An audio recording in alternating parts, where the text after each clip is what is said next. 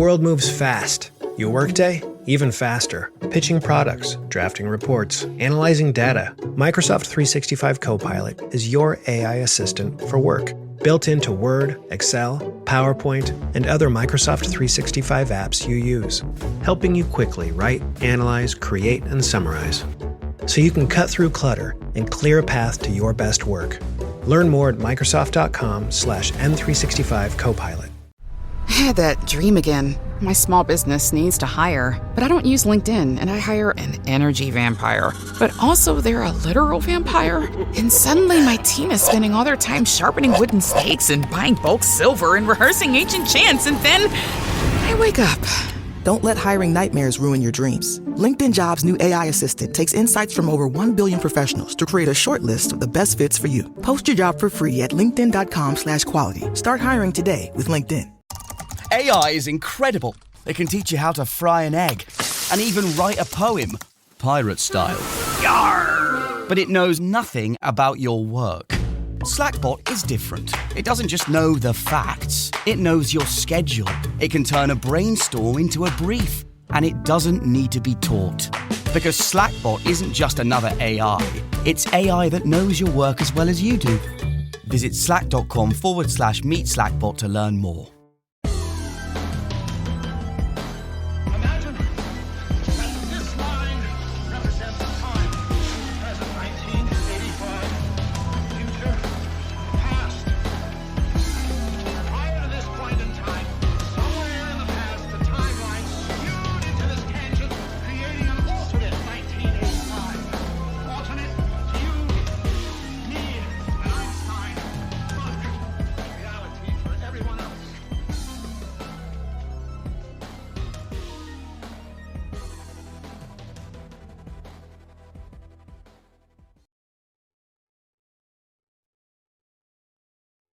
Welcome back to the Infinite Rabbit Hole. My name is Jeremy, and here's your fringe news for January 8th, 2026. We're keeping the momentum going. If you thought the Vandenberg leaks were the only thing shaking the cage this month, you're wrong. We have a massive update on the Immaculate Constellation program that suggests we aren't just watching UFOs, we might be building them. We also have a biological bombshell from Peru that refuses to die. An AI that is finally letting us talk to whales, and we might not like what they have to say, as well as a disturbing rise in sightings of invisible predators in our own backyard. So for today's opening segment, titled The Parent Program, Immaculate Constellation Exposed, this is what I have found for you. Back in late 2024, a whistleblower leak dropped a name that sent shockwaves through the intelligence community, Immaculate Constellation. At the time, it was just a name in a report, but as we settle into 2026, it has become the smoking gun of the entire disclosure movement. New congressional inquiries launched this week are specifically targeting this Special Access Program, or SAP, which is alleged to be the parent authority over the UAP imagery and, crucially, reproduction vehicles, or ARVs. The leaked document specifically references a reporting channel known as R1, a direct line that bypasses the standard chain of command. When a pilot encounters an anomalous object, if it exhibits specific observables, like if it exhibits like instantaneous acceleration or transmedium travel, going from space to water, the data is scrubbed from the standard mission logs and funneled exclusively into Immaculate Constellation. This creates a ghost data problem for Congress. They are auditing the Navy and Air Force databases, but the events they are looking for literally do not exist on those servers anymore. They've been siphoned off into the parallel parent archive, which is reportedly managed not by the DoD directly, but by a private aerospace contractor acting as a custodian to avoid Freedom of Information Act requests. Furthermore, the whistleblower testimony sheds light on the specific nature of the, quote, reproduction vehicles. These aren't just clunky prototypes. The report alleges we have operational squadrons, which the document describes a specific incident in the Indian Ocean where a U.S. carrier strike group was shadowed by, quote-unquote, spherical interceptors. that were initially identified as hostile, but to later to be tagged as Blue Force or friendly assets by a confused radar operator who had access to the Immaculate Constellation codes. This implies that we are flying these things alongside our conventional F-35s, but pilots in said F-35s don't know that the silver orb off their wingman's flank is actually one of ours. The context here is terrifyingly specific. The leaked documents describe Immaculate Constellation not as a research group, but as a nexus for quarantining data. It acts as a black hole where sightings of anomalous aerospace threats go to disappear before they can reach the wider military intelligence community. The program reportedly manages a network of child SAPs, enforcing a rigid compartmentalization that keeps even high-ranking flag officers in the dark. But the real meat of this story is the ARV designation. The documents explicitly mention reproduction vehicles, or craft built by human hands using reverse engineering non-human technology. We aren't just talking about lights in the sky anymore. We are talking about our lights in the sky. The report details specific incidences, including a cuboid formation of orbs and a saucer that actively evaded space-based sensors, suggesting that we are monitoring both them and us in a silent orbital Cold War. Why is this blowing up now? Because the bottleneck we talked about a few days ago regarding the Vandenberg is allegedly being directed by this very program. Immaculate Constellation is the gatekeeper. If the Senate wants to see the bodies or the craft, they have to break this specific lock. The 2026 hearings are no longer asking, do UFOs exist? They're asking, who authorized the budget for the reproductive vehicle program? So, the document mentions reproduction vehicles alongside UAPs. Does this mean the triangles people see, like the TR-3B, are actually admitted U.S. tech under this program? You have to look at the timing. Why leak Immaculate Constellation now, in early 2026? It feels like a controlled demolition of the secrecy regime. By using this specific term, reproduction vehicles, the whistleblowers are giving the government an out. They don't have to admit to aliens. They just have to admit to advanced tech. It shifts the conversation from we are being invaded to we are superior. It's a psychological operation designed to prepare us for a conflict where these assets might be used. Let's say if World War III kicks off, and suddenly the U.S. Air Force has Tic Tacs that can drop from orbit in 3 seconds. They need the public to know it's us, so we don't panic. But here's the darker thought. What if the reproduction part is a lie? What if we can't reproduce them? There's a school of thought that says Immaculate Constellation is actually a failure, that we have the craft, but we can't make them work consistently. And this leak is a desperate attempt to crowdsource the physics. They are showing us the car keys and asking if anyone knows how to start the engine. If we really had the operational squadrons of anti-gravity craft, we wouldn't be building conventional rockets anymore. The fact that we are still burning jet fuel tells me that whatever is inside Immaculate Constellation, they haven't fully mastered it yet. Now, with segment 2, let's catch up on a topic that we've visited fairly often, a segment I'm titling The Tridactyl Wars. Maria is male? The saga of the Nazca Mummies, those 3-fingered small-bodied entities found in Peru, has taken another bizarre turn. After a year of silence following the initial chaotic hearings, a new wave of peer-reviewed and independent analysis has surfaced, challenging the hoax narrative.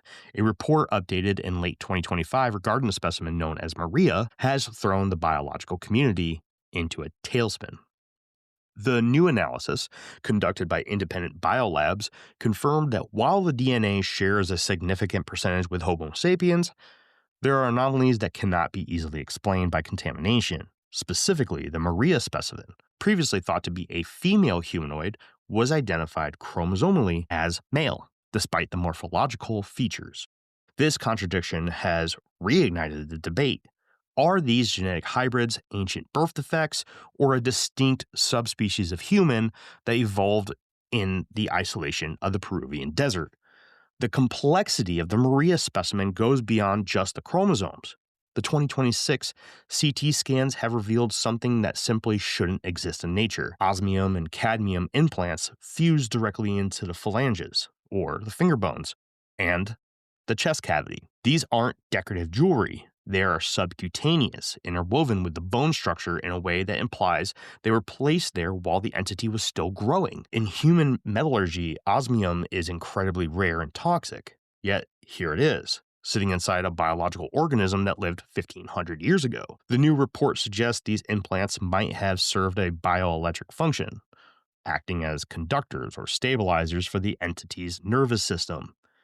This has caused a massive geopolitical rift. The Peruvian Ministry of Culture, backed by American pressure, is currently raiding universities in Ica to seize the bodies, claiming they are archaeological artifacts. Meanwhile, the scientists analyzing them are claiming they are biological entities and therefore distinct from human heritage laws. It's a legal tug-of-war over the definition of human. If Maria is a distinct species with advanced metallurgical implants, she isn't just a Peruvian mummy. She is proof of a lost technological epoch. The establishment is trying to bury the bodies in a museum basement before the public realizes that the decorations inside them might be ancient nanotechnology. Critics, including teams from Lakeland University, have long argued that the DNA is 100% human and the bodies are constructed taxidermy, meaning dolls made of bones. However, the new Abraxas Biosystems report and others from 2025 suggests the bone density and joint articulation in the hands and feet show signs of growth, not assembly. You cannot fake the internal vascular scarring of a living bone. The rabbit hole here is the uncanny valley of biology. If these things are 99% human, but have 3 fingers and elongated skulls, are we looking at an ancient genetic experiment? The 2026 update isn't that they are aliens from Zeta Reticuli, it's that they might be us, but changed. The Tridactyl phenomenon is moving from a circus sideshow to a serious question about the forgotten branches of the human family tree. The question that comes to my mind is, if the DNA is 99% human, does that rule out extraterrestrials? Or does it support the ancient astronaut theory that we were genetically engineered in their image? Here's my thoughts on it. Let's talk about the hybrid theory, because that's where this gets uncomfortable. If Maria is male, but has female morphology and shares 99% of our DNA, we aren't looking at an alien. We are looking at a cousin. The ancient myths of the star people coming down and mating with humans, i.e. the Nephilim, the Watchers, or even the Hopi ant people, suddenly move from folklore to biology. What if the Nazca lines weren't drawn for the gods, but by their children? It suggests that Earth has been a laboratory for a long time. If you are an advanced intelligence, you wouldn't just land and say hello. You would tweak the local fauna. You'd upgrade the monkeys. Maria might be a failed upgrade, a genetic dead end that lived and died in the desert, worshipped by the standard humans around her. The reason the scientific community is so angry isn't because they think it's a hoax. It's because deep down, they know that if they validate this, they have to rewrite every history book from Sumeria to the Bible, and they aren't ready to do that. Now, let's move on to our third segment of the day, titled The Interspecies Internet, AI Speaks Whale. Experience a membership that backs what you're building with American Express Business Platinum. Get 2 times membership rewards points per dollar on eligible purchases in key business categories, as well as on each eligible purchase of $5,000 or more, on up to $2 million in eligible purchases per calendar year. American Express Business Platinum. There's nothing like it. Terms apply. Learn more at americanexpress.com/business-platinum. As a contractor, I don't pay for materials I don't use. So why would I pay for stuff I don't need in my mobile plan? That's why my Biz plan from Verizon Business is so perfect. Now I can choose exactly what I want, and I only pay for what I need. Right now, with my Biz plan, get our best price, as low as $25 a line. Visit Verizon.com/business to get started today. New lines only. Price per month with 5+ lines. Includes auto pay and paper-free billing and promotional discounts. Taxes, fees, economic adjustment charge. Applicable add-ons, prices, and terms apply. Guarantee applies to base monthly rate and stated discounts only. Add-on prices additional. Offers in March 31st, 2026. Starting a business can seem like a daunting task, unless you have a partner like Shopify. They have the tools you need to start and grow your business. From designing a website to marketing to selling and beyond, Shopify can help with everything you need. There's a reason millions of companies like Mattel, Heinz, and Allbirds continue to trust and use them. With Shopify on your side, turn your big business idea into... Sign up for your $1 per month trial at shopify.com/special offer. In a development that feels ripped from a science fiction novel, the Earth Species Project and Project CETI, spelled CETI, instead of SETI, like the famed Search for Extraterrestrial Intelligence, have officially crossed the semantic gap.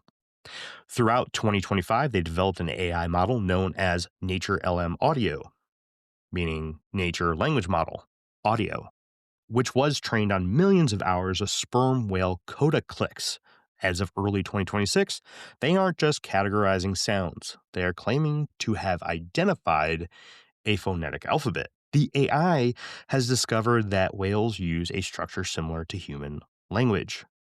Ruboros, ornamentation, and distinct dialects that vary by social context. But the breaking news is the deployment of WHAM, WHAM, or Whale Acoustics Model, an AI that can now generate synthetic whale clicks that are indistinguishable from the real thing in a whale's ear. Scientists are preparing, or perhaps already have, to broadcast these AI-generated messages back to the pods to test for a response. The breakdown of the coda language has revealed that sperm whales operate with a complexity we previously attributed only to digital networks. The AI model, WHAM, identified that the whales use nonlinear communication. They can layer sounds to convey multiple streams of information at once, effectively speaking in 3D. A single click sequence can carry an identifier, a name, a status report, I am hunting, and an emotional context, I'm distressed, simultaneously. We call them clicks, but the AI sees them as holographic data packets. This means their oral history isn't just a story, it's a transmission of raw sensory data. The project has now moved to the playback phase, where they are dropping hydrophones into the Caribbean to broadcast these AI-generated packets. The early reports from January 2026 are unsettling. When the AI mimics a greeting coda, the pods go silent. They stop hunting. They orient towards the speaker. It's not the joyous reaction we see in Disney movies. It's a tactical pause. They are assessing the source. The AI is passing the Turing test for whales, but we don't know if we are saying hello or if we are accidentally broadcasting the acoustic equivalent of a threat. We are playing a game of telephone with an alien mind, and we're using a chatbot as the translator. This is the first time in history where we are attempting a two-way conversation with a non-human intelligence on Earth. The implications are staggering. If AI begins to speak whale fluently, we are effectively creating an ambassador species, a digital entity that stands between us and them. But there is a darker philosophical angle. The AI is learning this language by analyzing patterns, not by understanding meaning in the human sense. We are trusting a black box AI to talk to a black box biological intelligence. What if the AI says something we didn't intend? What if the whales have an oral history about the ones who hunt us? So, is it dangerous to let AI talk to whales before we know what it's saying? Could we accidentally declare war on the ocean? Here's my thoughts. Here is the problem with anthropomorphizing aliens. We assume they want to talk. Sperm whales are apex predators who have been swimming in these oceans for millions of years. They have seen us pollute, kill, and noisy up their home. Now suddenly we want to have a chat. If the AI successfully translates their history, I guarantee it won't be poetry. It will be a record of crimes. we are handing them a microphone and we might not like the indictment that they read back to us. And think about the first contact implications. This is our dry run. If we can't successfully communicate with a mammal that shares our planet, breathes our air, and nurses its young, we have zero chance of talking to something from Zeta Reticuli. If we screw this up, if we accidentally insult the whales or drive them insane with AI-generated gibberish, it proves that we are too immature to handle interspecies communication. The Galactic Federation, if they are watching, is probably taking notes about how we don't even know how to talk to our own neighbors. For our last segment of the day, let's jump back into a Cryptid Watch segment titled Cryptid Watch, The Glimmer Man Surge. While we often look for hairy monsters, a far more unsettling trend has emerged in the cryptozoology forums and report databases over the last 6 months. The Glimmer Man. These are not ghosts. These are described as physical, bipedal entities that possess a visual cloaking ability, appearing like a heat haze or a clear gelatin moving through the woods, identical to the alien camouflage in the movie Predator.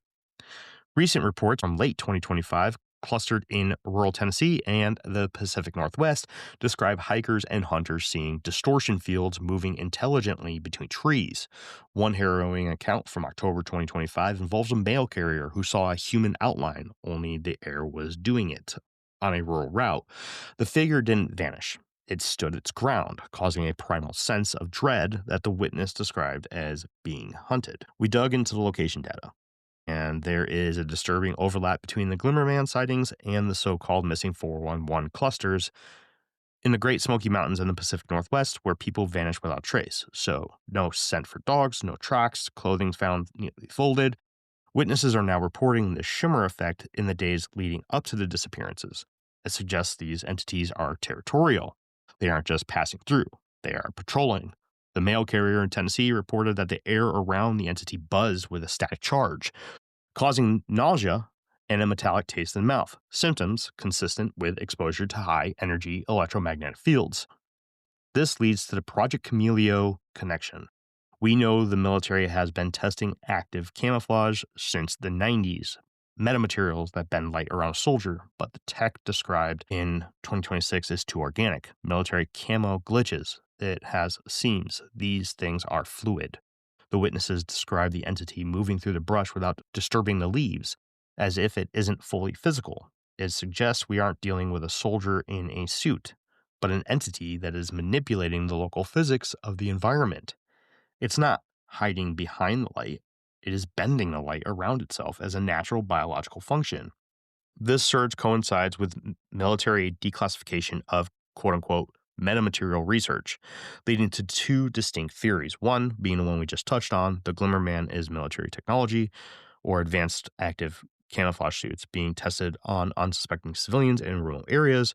Or two, these are interdimensional entities that exist just out of phase with our reality, and for some reason the veil is thinning.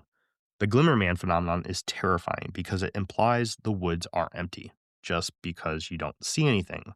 The silence of the forest might not be peace. It might be the presence of something you look right through. So, is the Glimmer Man the missing link in the missing 411 cases?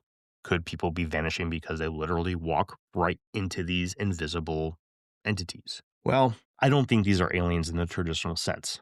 I don't think they are soldiers. I think the Glimmer Man is what John Keel called an ultra-terrestrial. They have always been here, living alongside us, just vibrating at a slightly different frequency. Usually we can't see them, but maybe something is changing in our environment. 5G, atmospheric changes, or the thinning of the magnetic field that is making the veil porous. The glimmer is the friction between their reality and ours. And that's the most terrifying part. If they are interdimensional, walls don't matter to them. Doors don't matter. The reason you feel watched in the woods isn't paranoia. It's because you are being watched by something standing 3 feet away from you that your brain refuses to render. The Glimmer Man isn't a monster coming out of the dark. He is the thing that was standing in the room with you before you even turned on the light.